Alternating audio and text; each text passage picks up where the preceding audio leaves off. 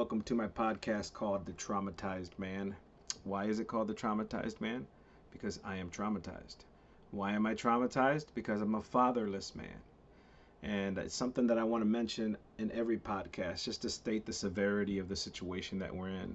Over 50% of all black people in this country live in a single parent home. 30+% of all Hispanic people live in a single parent home. 20+% of Caucasian people living in a single parent home. It's a real problem. It's a problem for our society. It's a problem for our future. I'm a product of a fatherless home, and I can only tell you that my experiences and the obstacles that I had to overcome drastically affected my ability to succeed in regular everyday life. Just for a number of reasons, psychological reasons. It just negatively impacts you. It keeps you in prison. It keeps you in prison to poverty. It keeps you in prison to dysfunction. To me, it's an indicator that the children that are being born into this world need two parents. And specifically the boys that are growing up in these fatherless generations. You know, we talk a lot about toxic masculinity, and I'm here to tell you, fatherless generations is what creates toxic masculinity. Hands down. Even when the boy doesn't want to be, he's bound to it.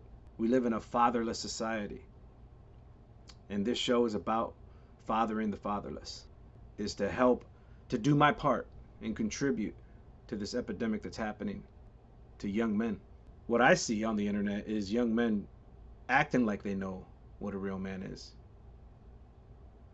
but having no idea. And a lot of my experience with fatherless boys in particular is laziness. The effects of being coddled all your life. Just pure entitlement. And that's why I coined that phrase, sissified mama's boy. Because mama only knows how to do what she knows how to do, and that's love her baby. You hear mom say it all the time, that's always going to be my baby. I don't care what age he is. And she's right. But she also doesn't know the negative effect that has upon a boy when he doesn't have the proper balance of a masculine man, teaching him how to be a man. Right now it's extremely unbalanced. And being myself a fatherless person, I can see where all of this negatively impacted my life and how it prevented me and hindered me.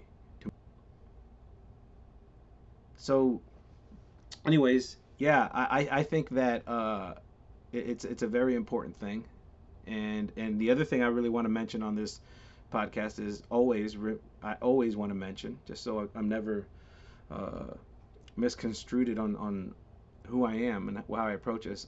I'm an uneducated GED felon, migrant Mexican that comes from poverty and abuse.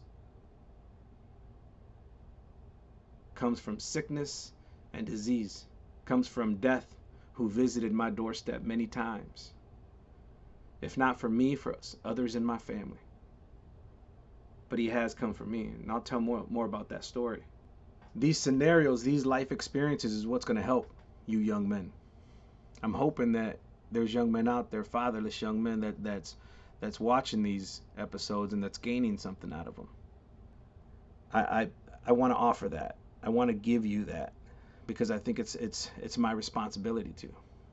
I think it's the men of this generation responsibility to help these young men coming up, because if there's no fathers, then who's going to do it?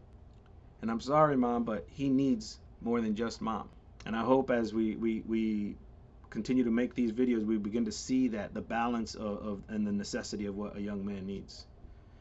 So I thought, in kind of beating the dead horse in the ground when it comes to work, a good segue from work is the conversation of respect. And I'm not talking about like respect on the street. That respect is more respect of fear. I'm talking about respect of authority. Because that is the other thing that I've discovered. These young men have no idea how to respect authority. No idea. They don't respect their moms. You don't respect your mom. You love your mom. And she loves you. And that's why you can convince her to give in when she's punishing you, when she's disciplining you. That's why you don't have to keep getting a job. You don't respect authority. That's a problem. It's a real problem for your future.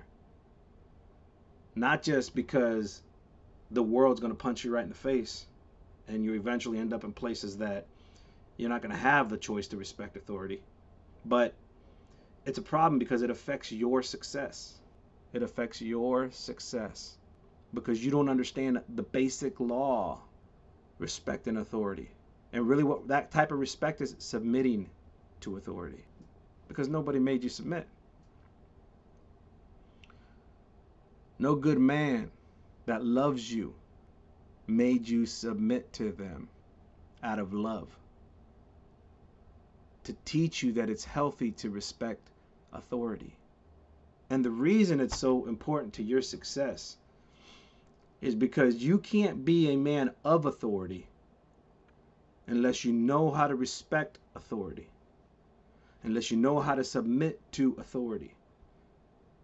Typically, positions in society, even in fame, typically those that have authority have the money. And I know most of you young men probably want the money. And you can get money, but if you don't do it the right way, it'll catch up to you. It'll bite you in your ass like a snake. So what I'm talking about and what I'm teaching you about is how to be successful so that when you get your money, you earn your money. It gives you that gratification of earning your own money and taking yourself to a certain level in your career or whatever. More important than the money or your success, in order to get there, what I'm talking about is the avenue and the path to get there. And I know the chains that have you bound, because they had me bound. And one of the chains that has you bound is you don't know how to submit and respect authority. That'll hurt you. There's a story in the Bible. When I read it, man, it hit me like a ton of bricks. When Jesus was traveling around healing people and preaching his gospel, and at that time, Israel was governed by the Roman government, the Roman system. They were subject to the Romans, for sure. And Jesus wasn't exactly the Romans' best friend, right? The Romans started killing Christians later on. The Romans they assisted the crucifixion. They let it happen. Anyways, Jesus walks to this town. That's how the story goes. And a Roman centurion officer approached him. And the Roman centurion officer is a high-ranking officer in the Roman army. And from what I read, I believe they govern about 80 to 90 soldiers or so. So that's pretty big. So anyways, he came up to Jesus and he said, he said, Lord. He called Jesus Lord, which was unique. He believed. He said, Lord, please help me and heal my servant who is home paralyzed and extremely sick. And Jesus said, okay, you want me to go with you? Take me to your house. And the soldier said, no, Jesus. He said, I'm not worthy for you to come to my house. He said, I'm a man of authority. And when I tell my soldiers to go, they go. When I tell them to come, they come. He said, so all you have to do, Lord, is say the word, and I know that my servant will be healed. And Jesus turned around and faced his followers. He said, no greater faith than this have I seen in all of Israel. And that story just blew my mind. It made me get the revelation of a universal law. Because there's universal laws out there and they work in all dimensions. When you understand authority and you understand to submit to authority, to respect authority, you open yourself with opportunities to be authority. But you can't be a person of authority if you don't know how to submit to authority. And I can speak to this really well because that's something that didn't miss my plate. A streak of rebellion. I was a cocky little skinny kid, teenage kid. I hated the world and I was angry. When you don't respect authority, you cut yourself off of success. That's it. You cut yourself off. You can't be a leader. You can't be a father. You can't be a husband. You can get married. You can produce kids, but you can't be a successful, good leader, successful, good husband, successful, good father. Where you can walk around with your head up and your chest out. That's what I'm trying to give you. And that's part of encouraging you to go get a job. Because at a job, in order to keep it, you have to shut your mouth and you have to listen to the supervisor, even if they're dumb. Even if you know more than them. Even if they're disrespecting you to a certain point. Because we from poverty, we got this chip on our shoulder. Nobody's going to disrespect me. Nobody's going to tell me nothing.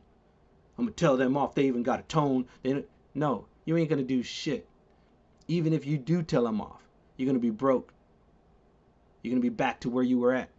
There's a time to speak up for yourself. Don't get me wrong. I don't encourage anybody to be doormats. I'm not a doormat. But you really need to pull yourself out of that. You really need to pull yourself out of being defensive. It's an insecurity. You're defensive because you're weak.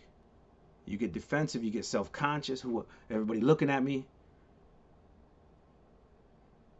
You can't be that and be a real man. You can't be nobody tells me nothing. Because why? Because your mom never told you shit? Because you didn't have a dad to kick you in your ass? Respect authority. That's it. The other thing that I taught my children and how I taught my children how to respect authority is, first of all, they respected me. No question. These are some of the other tactics people would tell me. My boys referred to me as yes, sir, no, sir. All the time. If I called their name, yes, sir. No, sir. And when I called my boys, they came the first time, every time. I don't ask a second time. I didn't do a countdown. There's no countdowns. I asked one time and one time only. And I did that because I knew that one of these days my boys was going to go through puberty and their little balls are going to drop. And these young lions are going to grow up and they're going to try to challenge me. And even if they could beat me, I'm teaching them reverence and respect. I'm teaching them to honor the authority that God put before them. I'm teaching that even if you can, that you don't disrespect your father, because you take years off your life. And both my boys do that. And trust me, they can. If they really wanted to, they can. But they don't, because they love me and they respect me. And I respect them and I love them. But I teach them these things. I teach them, these are the things that I assessed and analyzed and reviewed when I was growing up. Like I wish somebody would have told me this. Respect. My boys don't disrespect their mom. If they ever disrespect their mom, they get knocked on their ass before they even get the rest of the sentence out. Respect. And I want you to know that it wasn't just about submission and respect and a dictatorship. I saturated my sons with love every single day. Since the day they hit this world. Since the day they arrived, the very minute I told them, I'm never going to leave you. The very second. As soon as they came out of their mama, I grabbed them and I told them, I'm never going to leave you. I'm always going to have your back. And they know I'm true. That's how passionate I was about it. I wasn't about to let my boys go through that. Miss out on a good father. And I don't like to call myself good. I think that's for other people to say. But I know this, that I invested my life into raising my boys. And now I want to help you. You need to learn to respect. Not everybody that demands respect does it because they want to demean you or because they want to submit you in fear. See, the world has you confused that the alpha male doesn't fear anybody. It's hard for young men to figure out how to live in this earth, this confusing earth. And if you don't have the ability to see things for what they are, you miss out. You get stuck with your blinders on and you're only seeing what society's guiding you to see. You got to respect authority. Stop being so cocky. Now, I'm not saying submit to everybody. I'm not saying be a little punk to everybody, none of that stuff. No, someone tries to hurt you or your family, you do what you got to do. You ain't no doormat. I'm talking to men. I want men to be strong. I want men to be confident. But there is men out there that you should respect. Find someone.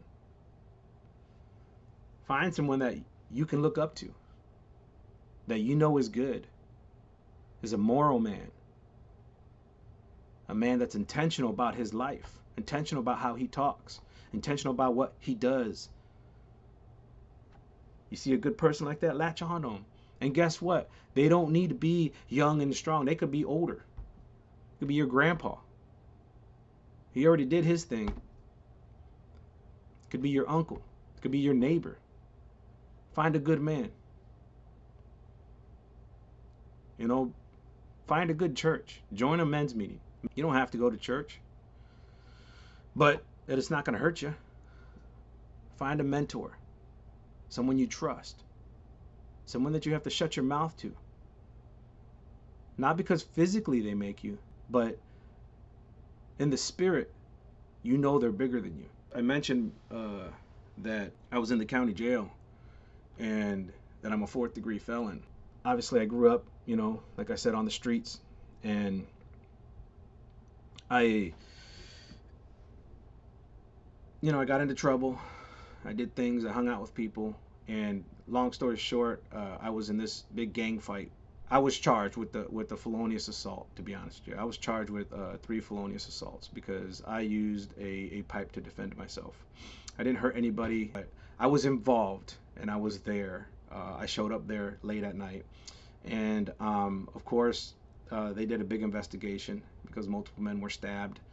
Nobody lost their life, I don't believe, but they were really badly stabbed, and I was arrested. And because someone saw me grab a pipe, I left the park, came back with a pipe to defend myself, because they had. If you don't know this, Mexican males have big belt buckles, and those belt buckles are not just for looks; they're weapons. And one of the guys, heavier guy too, pulled off his belt. He was using it like a whip, and he cracked me with it. And that's when I remembered, because like I said, we used to fight all the time. Earlier that day, we were fighting down the block, and I had hit a pipe, like a lead pipe, in the bush. And I remembered it was there, so I ran up and grabbed the lead pipe. Well, one of the residents of the neighborhood saw me. They had a grand jury investigation, and they indicted everybody, and they charged everybody with serious charges. Anyways, I did about a year in the county jail.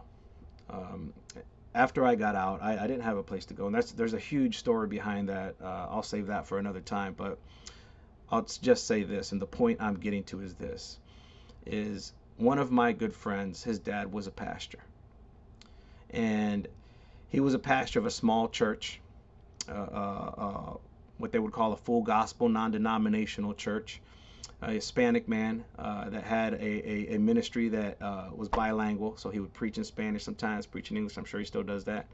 But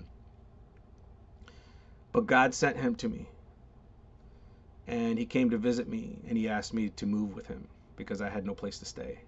There's more to that story. I could share more later on, but I don't know. This man's probably 5'5". I hope he don't get mad at me, but he's a shorter man, Hispanic man, and I respect him more than anything.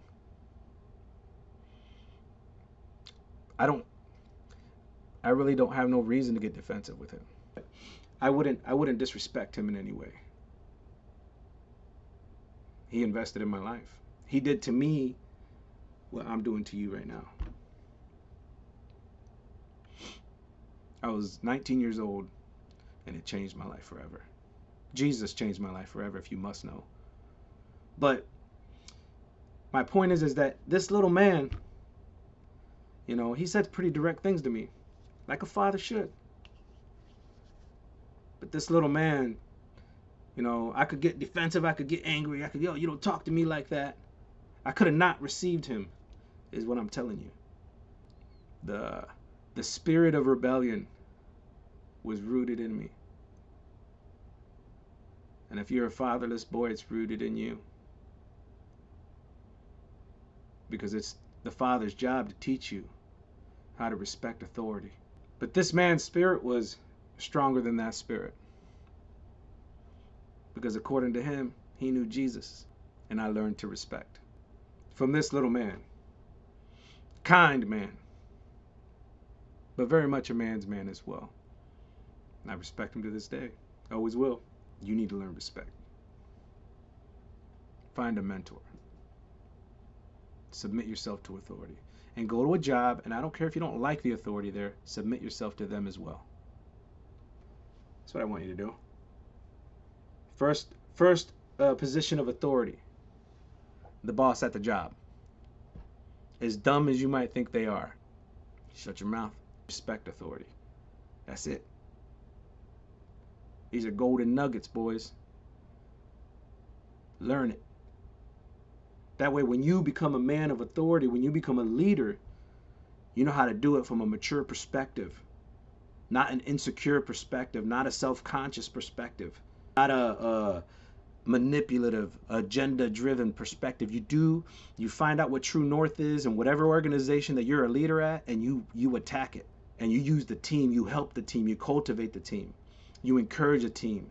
You're humble enough to lift up the team, say, no, it's them. That's a real man, that's a real leader. But you can't be a leader unless you know how to do that. Not a true leader. Anybody can be in a position of management. Anybody can be that. Just because they're CEOs and COOs, trust me, it means nothing. But what I want to encourage you to do that is when you get in a position like that you do it in a healthy way because you understand authority. And the first step to understanding authority is submission to authority. Respect. That's how you grow up. That's how you become a man. That's how you survive in the streets. All right, people. God bless you guys.